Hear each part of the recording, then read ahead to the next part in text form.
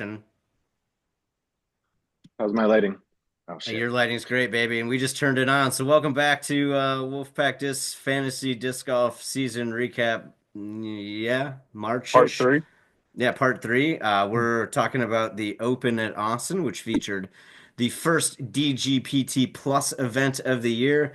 That means it's going for 4 rounds and there's a cut. That's the easy way to explain that. Usually on two separate courses, sometimes just on one, and back in the day, sometimes on three.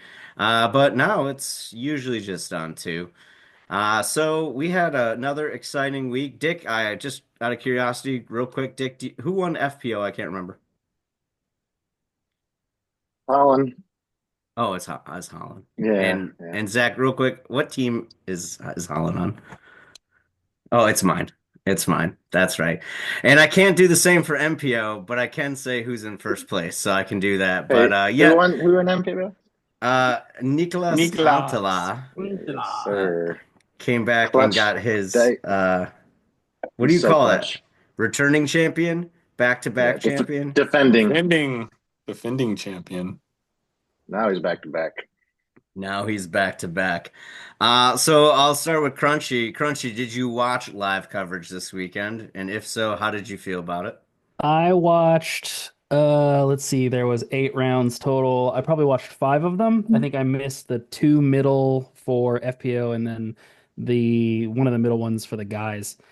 Uh, just in general, it was a weird tournament because there was like a couple holes that I maybe they just couldn't quite figure out. There was a like the people who were watching it didn't seem to enjoy the second course. What was the name of that one again? The ball golf course. The ball golf course. Yeah. Yeah. It started with an H, I think. Sprinkle Valley, or is that the first one? Sprinkle That was Valley the was the first first one. one. Okay, Yeah. yeah, I forget. Was it Harvey Park or something like that? Yeah, Or yeah, how? it was something like that.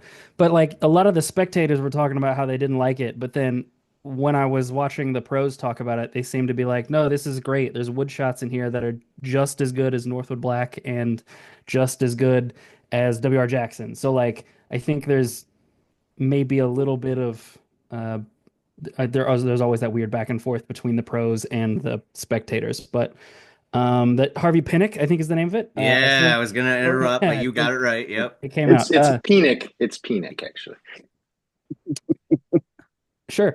I don't know if it is, but But I liked it. I mean, honestly, on it, the Harvey Pinnock, I didn't like some of the changes they made to it, but I did like the course, and I think it played pretty decent too.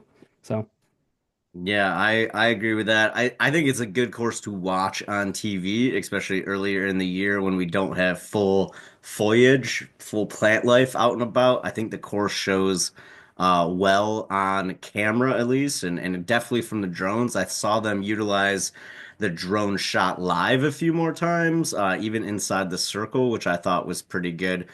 Cameron, I know you were watching the whole time because you were, cheering on Paul Macbeth that whole way and his great comeback there on Sunday. Cameron, what did you think of Philo Hoppin and Ian, their first group out this year, their first time out this year? How do you think they did? Oh, I liked it.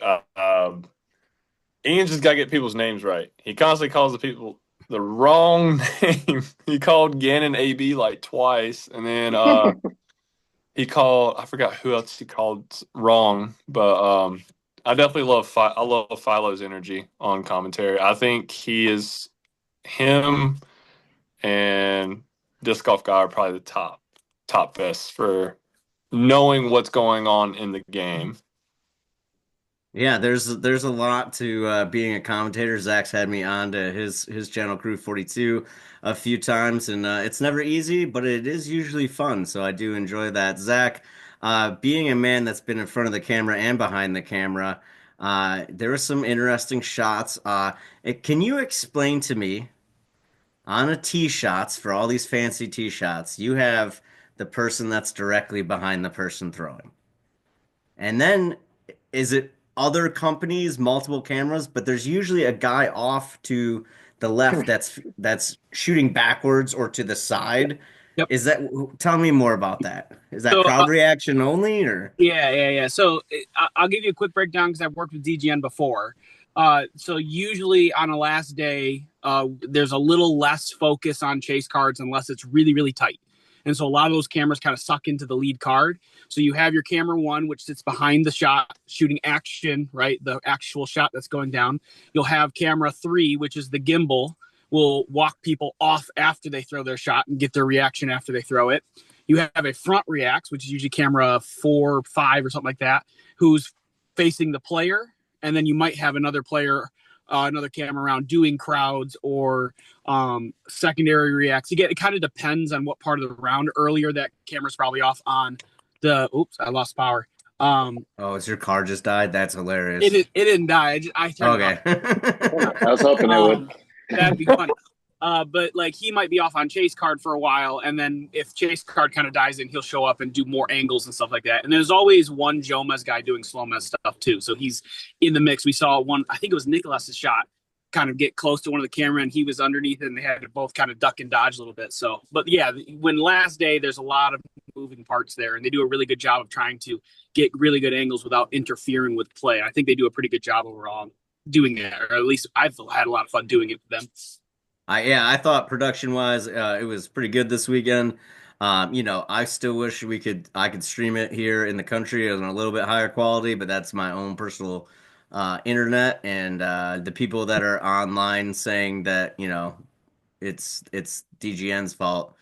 Check your internet bandwidth, brothers, and see how many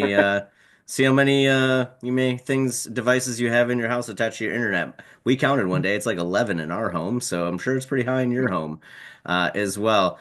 But speaking of pretty high in your home, Rich, hopefully you had a great weekend. How was hole 18 at Sprinkle Valley for you? What did you think of that one, bud? I think even Kristen, she put out a little statement, I think today or yesterday, whatever it was, and she's like, "I'm good enough to play that hole well. Like it's not no one's fault but mine. Like I just fucked it up basically. Like she didn't say that obviously, but like she did not have anything to complain about. She was very upset with herself, and like people complaining about it, like just throw your fastest thing over the green and take your medicine and go to the drop zone, whatever. But play it smarter. If you can't get up there because there's a headwind, just throw it over the top. Thank Crossover you so much. inbounds. Yeah, crossover inbounds and putt. Get your 2 from up there and you're fine. You get a 6 maybe. I Did believe. Holland do that better. at the end of round 2? Yeah. What was that, Crunchy? Did Holland do that at the end of round 2, or she just like on her third shot, she just said screw it and sorted over it? I think so. I don't know think if it it was was on on purpose. purpose, but she definitely Yeah. did that. We'll definitely call that the Simon hole 16 at Toboggan rule. I know that some TDs have tried to take that out depending on the where the drop zone is and things like that. But yeah, as a TD, I would hate having that hole on my property or at my event. As a player, especially a short arm player like myself, that looked really fucking easy to me. Here's 300 straight, and then 300 way deep, and then you're putting for your 5. So yeah, that's how I would attack the hole. But again, I'm not on the pro tour. I don't have to deal with the wind or the pressure and people watching me ever. So that's a caveat. But as we look into our wonderful weekend scoring, we did just get that quick recap. We know who came in first in FPO and who came first in MPO. But let's see if we can figure out technology real quick. There we go. Brian, you almost did it. You're so close to being an adult. We lost it. Oh, it's back. There we go. All right, we're sharing a screen now, and we've got our top 8 here. Hey, I can't. Zach, where are you? Oh, you're not in the his top car 8. died. Oh, his car died. Zach, how is that, holding on to your strategy going? We're 3 weeks in. Are you worried about your list you made? Are you trying to make any adjustments, trades? Because we keep scrolling down, we find you down here at 11. Yep. I got the most points in the very bottom of the bracket there. Not particularly. There are tweaks for sure. Some players, part of it is just like GT and Nick are not favored particularly out in Texas. So I knew going into this that this wasn't where they're going to value their points. It's once they get into the wooded kind of courses that they're going to showcase their skills, especially if there's less wind. Really, I mean, looking at the league structural with points, it's those C middle players that kind of dictate whether you win or lose. Hey, I picked this person in round 6 and they're in 5th place. I'm going to destroy everyone this week. Versus, and like for me, I've had Jakub Samrad. He's a fantastic player. We saw him last year do absolutely really well. He struggled in Texas and then he shredded the rest of the year. Well, look what he's doing now. He gave me -6 points this week. Like he's not going to do that on a week-to-week basis once we get out of the West Coast side and start going to the East Coast. So I'm not particularly worried. I knew the beginning was going to be probably my worst stretch. Once I get into Europe, I'm really hoping that those players that perform well do so again that are on my team because they can get me a ton of points back. And then we'll see where we're at the end of the season. And I might look like a fool, and that's okay. You try something, it doesn't work, you learn, and hopefully you can come back and try something new. Yeah, there is an advantage of this not being a dynasty, set up, meaning you're not stuck with your players, Zach, but you are stuck with your players, Zach, for the rest of the year. Uh, but right above you, maybe not in points, but in record, we've got Crunchy on the call, so let's take an advantage of him being around. Good showing by Andrew Presnell and Kristen. And then you had other players too. Unfortunately, I believe Nate Queen got food poisoning or he's sick. What Yeah, happened with him? apparently he got sick in the middle of round 2, I think, and he got just as many points, -6, as you were talking about, Zach. And Jeremy Colling, just after he won in New Zealand, apparently forgot how to play disc golf. I think Nathan DNF like 8 holes in the first round, if I remember correctly. I thought he finished the first round. I could be wrong. I think he did DNF during round 1. He did put out a social post. I believe he had a little bit of sickness going on. But Chris, we're looking at your team here. Are we going to try to make a move in the next 2 weeks? Are we going to look at see who signed up for Music City that you can maybe snipe, or are you holding strong that your team's going to solidify itself as it goes forward? I'm probably gonna swap. Like I added in Freddie Meza because this year I didn't have a full roster at Austin, and Yeah. I mean Freddie had a pretty good, I think, first round or second round or something, but or third round, excuse me. He didn't quite make the cut, but he had like a decent third round. But I was gonna snag, I forget the kid's name. Don't When I say it saw, now. Zach might try to take him. I know, I Yeah. during the third round, or Already know. I said it in our group chat. Yeah, probably.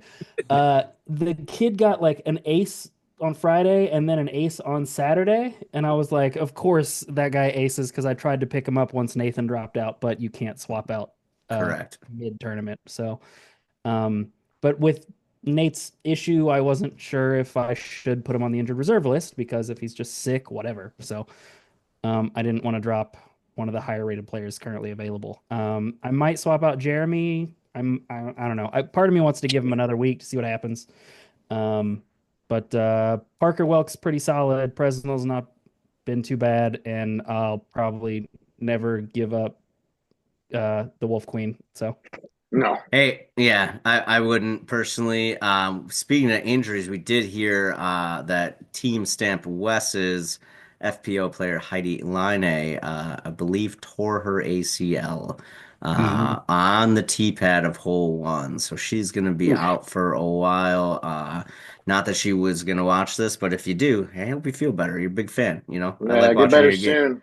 Yeah, like watching your game over in Europe last year. It was a lot of fun to see that. But the hottest competition comes down between the 4th and 5th slot here in the Wolfpack Disc Fantasy League, and that is a 25-14 record against a 25 or 24-15 record, and a separation of a mere 29 points, and that's Weatherman Mm. Cam and Old Dicky.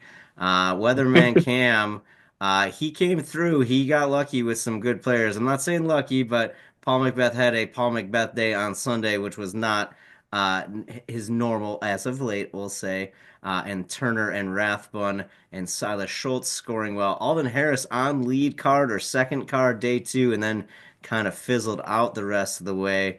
Let's see. Dick Wolf, my man, he started Nicolas, who got the second most points. with 395 points. He also got 1 point from Jona Heinonen. So congrats to Jona for getting Dick 1 point, but getting 301 points combined from his two FPOs. Richard, what's your plan? You making a trade? You sticking with your team? Trying to make any fancy moves? I'm seeing my women. I have, three good women, so it's just a feel week to week whether or not Sophia or Val are going to start for me. Val, she didn't do so well at Waco, so I decided to put her on the bench, let her think about it a little bit. She came out, did all right, but Sophia Donachie also had just as many points as her, so it was a fine move. It didn't really affect me at all. Silva shot well. She kind of struggled here and there, but still a great finish. I just need to shore up my men's side. So I'm thinking I might want to move either Sophia or Valerie for, similar level man. If anyone out there, Bryce, if anyone is listening, I can make a move, but I don't want to get rid of Silva, especially with how well she's going to do in Europe. And also Nick Glass is going to be clutch over there too. So I'm looking forward to the European swing, just like Zacho is. And other than that, it's just really picking like the third, fourth, fifth guys on my team, and it's just kind of a crapshoot. Really, I don't know really much about any of these guys, so it's like, I You know mean you Marweed. I didn't know do a whole bunch of research for this, Richard? no, yeah, I don't know who Harper Thompson is, but thanks for 72 points, bub. Well, honesty is the right policy when it comes to that. We do have an interesting thing coming up, and we spoke about it there a little bit last week. But we are moving into a 2 week off, or a week off, and then we're back on with Music City Open. A week off, and then we're back on with the KC Wide Open. A week off, and then Champions Cup, and then it gets really weird because we have the Santa Cruz Masters Cup, which is technically a Q series, and then the weekend after that, which would be middle of May, Cascade Challenge, and the weekend after that is Konopiste. So for those of you that are riding that bench pretty thin, make sure you're checking out who's playing what events. I imagine the free agent pool is going to be a little interesting coming through there. So best of luck to you guys when it comes to that. As the guy in first place, maybe just try to get players that play. All right, That's a good recommendation, just from me to you Brian, guys. you just be quiet for a second. Now it's your turn. You've been hosting, so Brian, you're in first place. You've gotten the top score in 2 out of 3 weeks, and the other week you got second, right? Correct. So, are you feeling any pressure? Do you think you can Uh, just ride it out the whole summer? I Summer of think love, I baby. can ride it out until mid-May when everyone is gonna be chaos. And first of all, we got everyone has to hope for no injury for their top two players. Like Yeah, if Kyle or Holland get injured or decide to not play four events, I'm gonna really struggle as far as getting yeah. points go. However, that being said, I was pretty blessed when it came to drafting because I am a nerd and I follow all 300 of these people that go deep, unlike Richard. So I was pretty happy to steal Sullivan Tipton so late in the league. He's doing very well for me. He has got me 301 last week. Vinyl Makala has actually surprised me and is scored really well both weeks for me, which has been good. Emily Weatherman was a little bit of a miss last week, and this week I did try to trade her for Rebecca Cox this week. That would have worked out nicely Ooh, for me. yeah. But yeah, the FPO second one is going to be my issue until we get to Europe, and then I'm pretty happy with my European players, but I'm riding on each end of the spectrum. I've started Greg Byersby 3 weeks in a row, a little older, a little longer in the tooth, and I've started Paul Kranz a little younger, a little shorter in the tooth.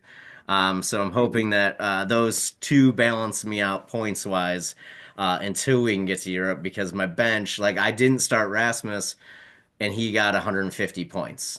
So I could have had 150 more points over Greg Barsby if I started Rasmus. Forget his last name off the top of my head. You know Did how you it is. check into why? Like, was it purely because one had more birdies, one had less bogeys, one had better placement? What was that? Yeah, Greg Greg shot okay, but he ended up finishing about 70th, I believe, off the top of my head. Doesn't score very well. Did have a couple bogeys. And then my man, it says I couldn't minimize my window. That was a new thing. I've never gotten that before. Uh Technology. yeah, for real. It's probably not even recording anymore. It's probably like over and we're just talking to ourselves right now. But if I would have started Rasmus Sakapuripi, What? Sakaripi, I'm gonna go with Sakaripi. He finally finished at 70 or at 66, which he had way more eagles and birdies than Greg. Greg had the same amount of birdies, unfortunately, but he had five bogeys. And then Rasma. Oh, this breaks it down by each round. Never mind. This goes way deeper than I thought. I'll be honest, this is the first time I looked. Thanks, Crunchy, for the question. But Rasmus got Eagles each day, and Greg didn't. That's the biggest separation. And then there's the unfortunate -20 for quad bogeys. Yep, got a couple of those, which is never good. So Did So just anybody question get on. away without a quad bogey? Oh, Yeah, I'm plenty of sh people, I'm sure. yeah, I'm No, I sure mean that any of us. You just Like, I gotta think we all Oh, got a quad bogey uh, negative at some oh, point. I don't know we if I did. I'll let's look though. see. Leak. uh Let's see. Leak and Chantel. Dick says he didn't get a quad bogey. Let's find that I out. definitely. Sophia did. That was the first one I checked. So we got no. Yeah, and Noah got you a triple bogey, which was not good. Uh, And Mr. Marley got you a triple bogey, so which what is about like when you get like a sextuple bogey, which is like it's pretty six bad. over. It's like So you should get 95. like an even worse score like in our league though. It should be Uh, like at least two more bogeys worth or something. But All obviously, but by the way, ouch. I would have had Kristen was 11 over because of two holes, and she exactly. still got And you, second place, by the way. So yeah, you should have gotten fucked a little more for those holes. Okay, so just looking at Kristen's score, round one, she got 27 points for the three birdies. She got -18 for the three bogeys, and then she got -20 for the quad bogey. Round two, she got 67 points for the seven birdies, -18 again for three bogeys, then -20 for the quad bogey, but 10 points added on for hot round, 8 points for the better than par stacking comparison, and then round better than rated bonus won 10 points. So, and she got the rare birdie 15. So yeah, she got a lot of bonus points there. One day we'll actually learn about the scoring, maybe for next year. Um, don't but worry, yeah, guys. She's not going to be there next event, so I'll be Oh probably yeah, chilling in last. Don't worry about it. how you feeling that about that one? Yeah, I mean, I got it is Valerie on what my it is. bench. I hope Valerie, bud. Hannah is Hannah playing. Music Han, City. Hannah is playing Kansas City wide open. She's not playing music. Oh, she is playing. Oh, sorry, Kristen's playing. Was looking at this like last week. So Music City Open, Kristen is playing, but she's not playing the Kansas City wide open. Oh, My okay, mistake. Okay, but I was looking Hannah at the wrong Wynn thing. is playing it. Hannah is playing both, yeah. Okay, there you go. Well, that should work out. Also, I You didn't know, realize that Nathan wasn't playing all week. I'll probably end up dropping him at some point, but or all year. yeah, there's one player in our league, um, who is not on this call, who maybe got a special tag in the group chat. First time I've ever used the at player name. Hmm. Because they only had three MPO players play, and then they had one FPO player play. Uh, Still and beat. they yep, still beat you.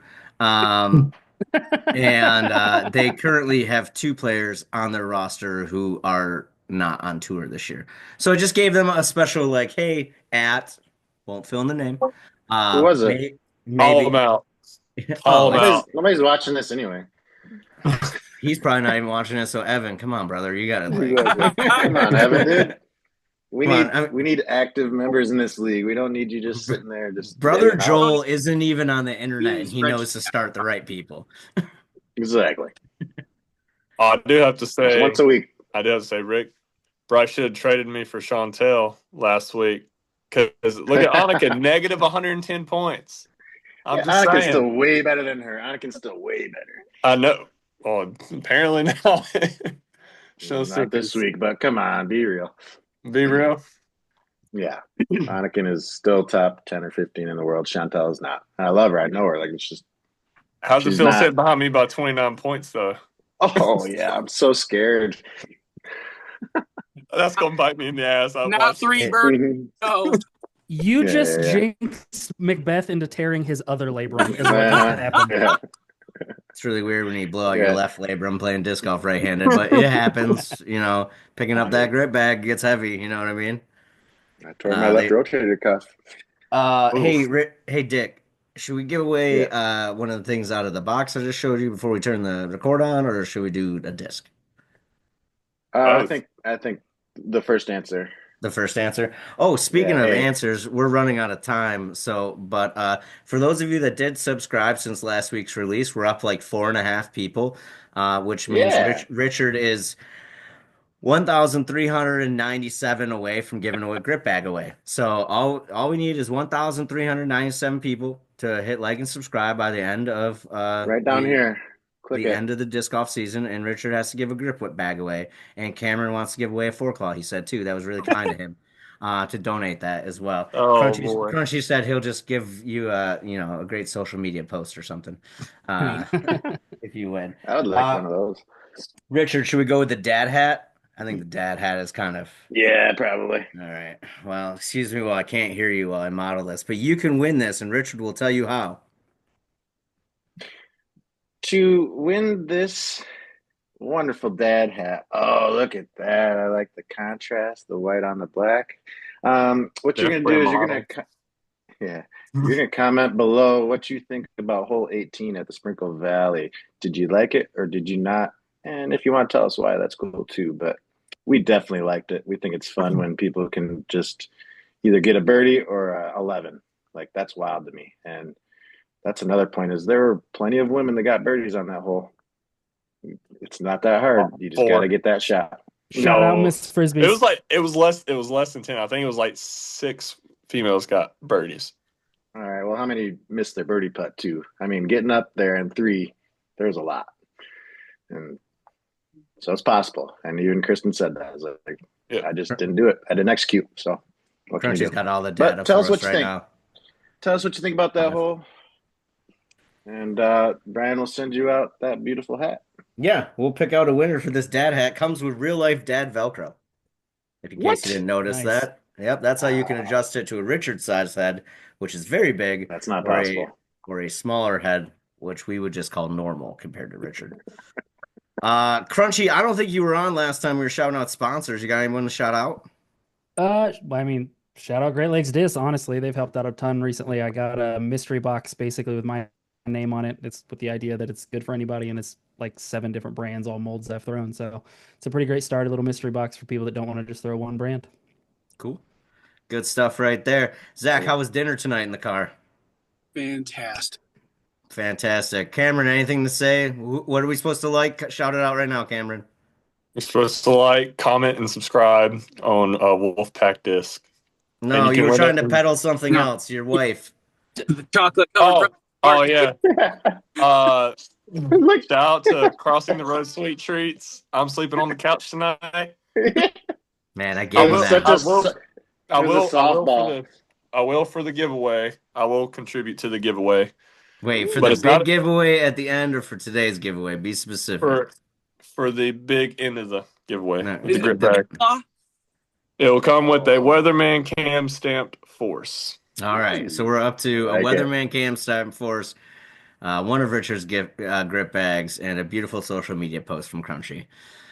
Zach will film your in the bag. You just have to fly to him. There you go.